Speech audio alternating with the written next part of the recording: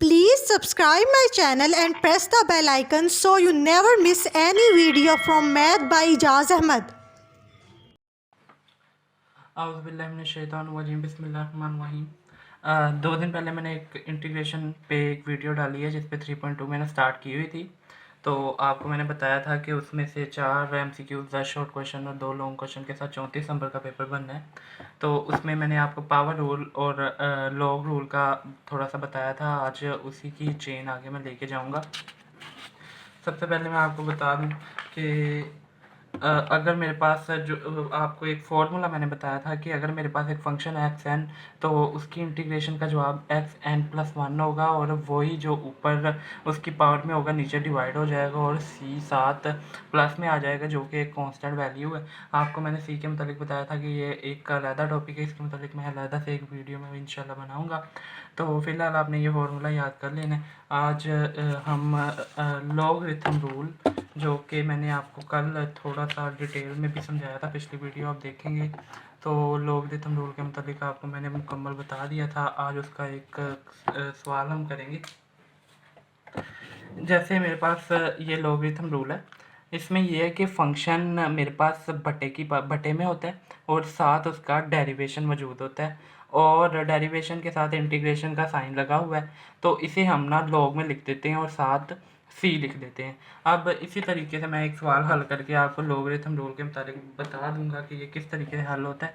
तो बिस्मिल्लाह करते हैं कि ये हमारे पास एक फंक्शन है A X square plus 2bx plus C और इसके ऊपर ए एक्स प्लस बी इसके बटे की सूरत में दोनों लिखे हुए हैं और इंटीग्रेशन का साइन लगा हुआ है।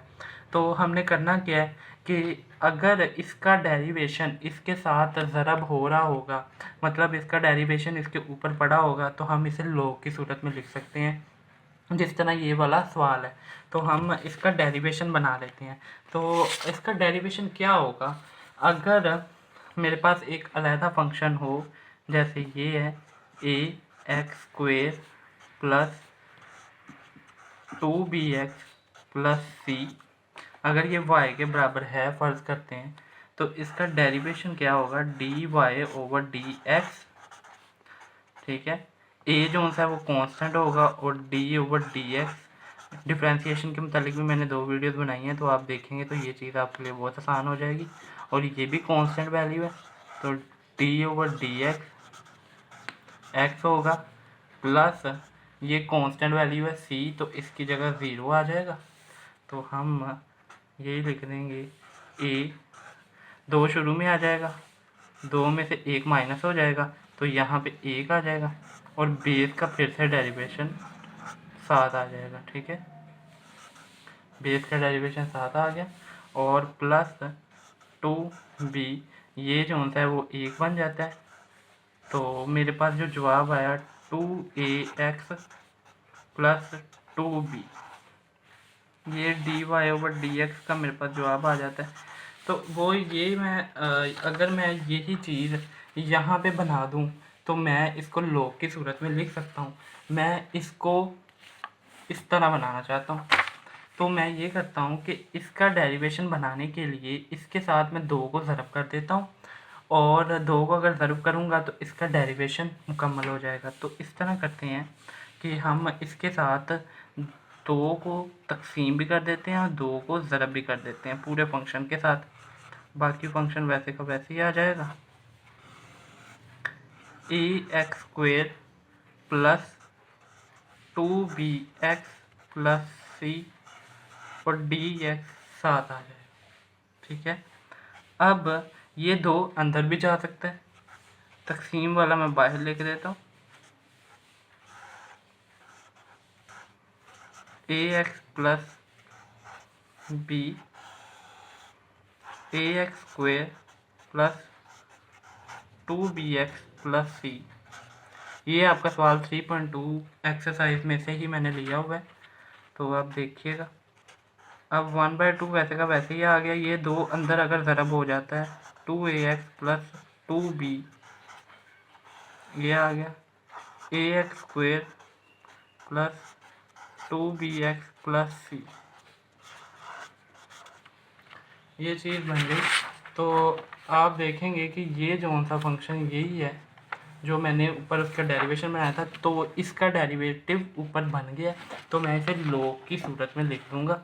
वो इस तरह से कि मेरे पास लॉगरिथम रूल था कि अगर कोई एक फंक्शन है और वो बट्टे की सूरत में पड़ा हुआ है और उसकी पावर 1 होगी और उसका डेरिवेशन ऊपर मौजूद होगा या उसके साथ मौजूद होगा, तो उसे लॉग की सूरत में लिख देंगे। तो मैं लॉग की सूरत में यहाँ पर लिखने जा रहा हूँ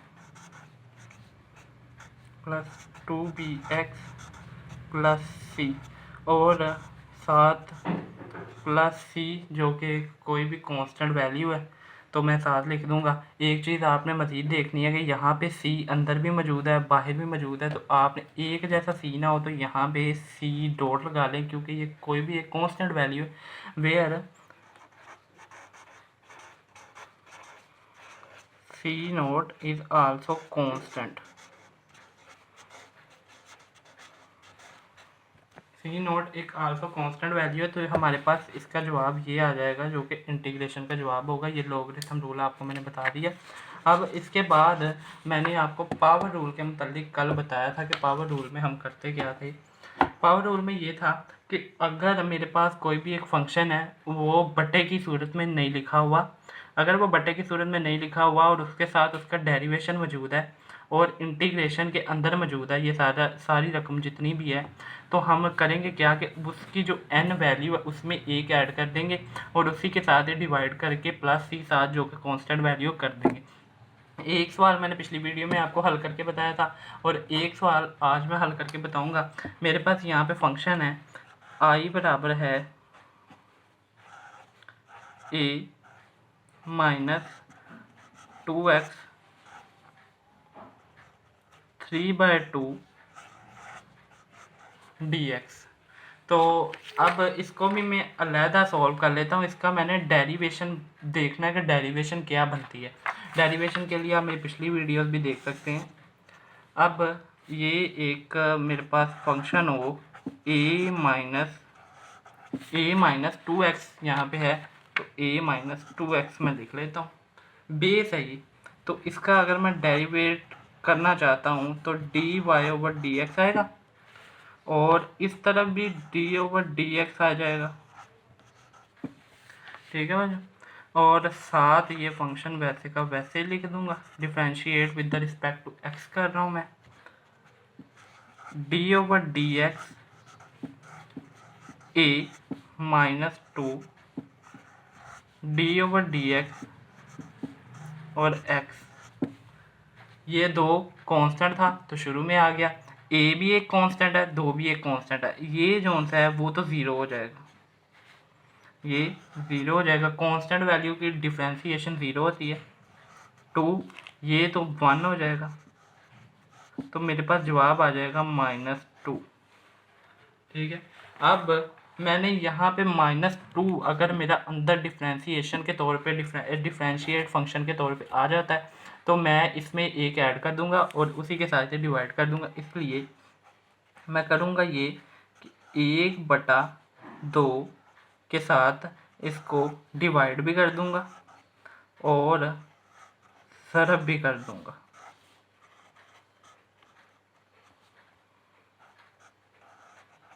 मैंने 2 के साथ डिवाइड भी कर दिया, 2 के साथ ज़रब भी कर दिया, dx आ गया।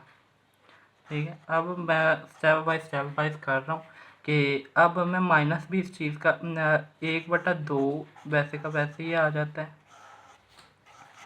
a माइनस 2x 3/2, 2 अंदर चला गया, 2 मेरा अंदर भी चला गया। अब ये करूँगा कि मुझे -2 चाहिए था तो मैं माइनस बाहर भी ले लूँगा तो माइनस अंदर भी ले लूँगा। माइनस और माइनस दो ज़रब होती हैं तो क्या आएगा, प्लस होता है। तो माइनस साइन मैंने यहाँ पे भी ले लिया, minus sine a minus 2x 3/2, minus sine अंदर भी चला गया तो -2 मैंने यहाँ पे लिख दिया।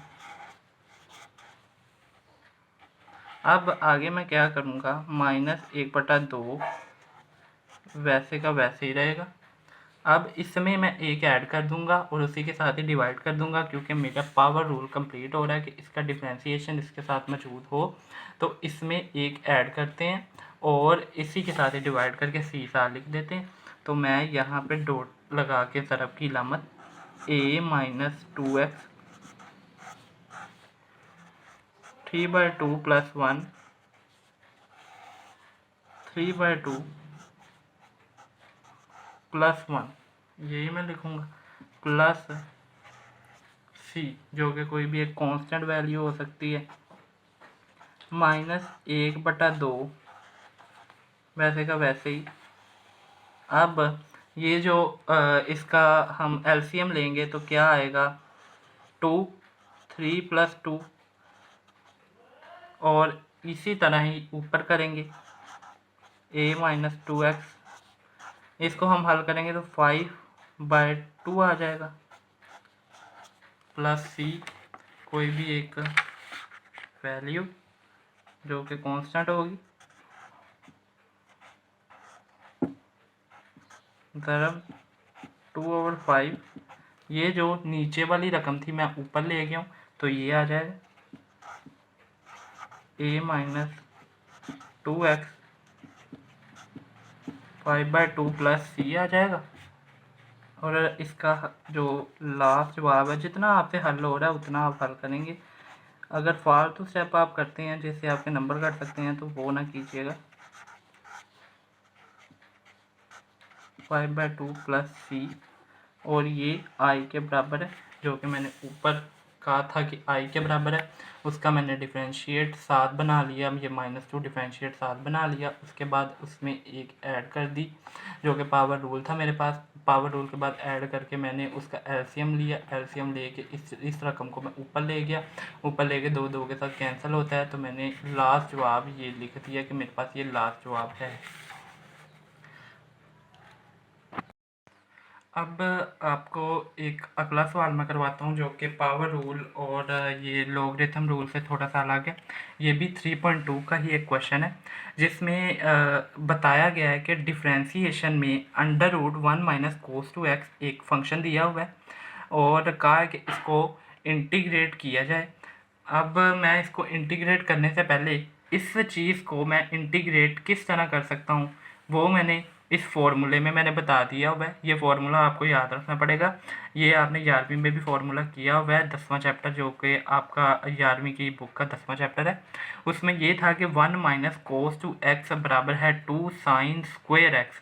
ये 2 नहीं है बल्कि ये स्क्वेयर है। अब इस रकम को मैं इस अंडर रूट के अंदर पुट कर दूंगा इसके मुतबादिल के तौर पे। अब मैं इसको इसके अंदर पुट करता हूँ। यहाँ पे 1 माइनस कोस टू एक्स है, ठीक है भैया, और मैंने कहा है कि मैं इसके अंदर पुट करने जा रहा हूँ। अंदर मैं पुट करूँगा तो आएगा 2 साइन स्क्वायर एक्स, ठीक है। यहाँ पे इंटीग्रेशन का निशान भी है, सॉरी मैं इंटीग्रेशन का निशान लगाना भूल गया, तो ये dx साथ आ जाएगा। अब क्या होगा कि √2 dot √ sign square x dx, दो वैल्यूज़ हैं जो कि एक दूसरे के साथ ज़रब हो रही हैं। इनको मैं जो कि प्रॉपर्टी है अंडर रूट की के दोनों वैल्यूज़ को मैं अलग अलग लिख सकता हूँ, इनको मैंने अलग अलग लिख लिया। अब मैं ये करूँगा कि ये कांस्टेंट वैल्यू है, और मैंने आपको पहली वीडियो में ये बताया था कि कोई भी कांस्टेंट वैल्यू अगर किसी फंक्शन के साथ ज़रब हो रही है तो मैं उसे इंटीग्रेशन से बाहर लिख सकता हूँ, जिस तरह डिफ्रेंशिएशन में मैंने आपको बताया था कि वो डिफ्रेंशिएशन से बाहर लिखी जा सकती है। तो इसे मैं बाहर लिख देता हूँ, under root sine square x dx, ये एक हमारे पास वैल्यू आ गई।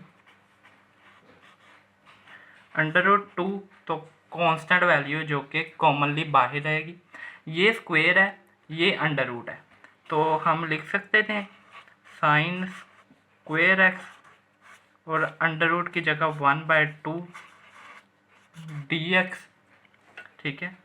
तो ये 2 इस 2 के साथ कैंसिल हो जाएगा, तो स्क्वायर और अंडर रूट एक दूसरे के साथ कैंसिल आउट हो जाएंगे।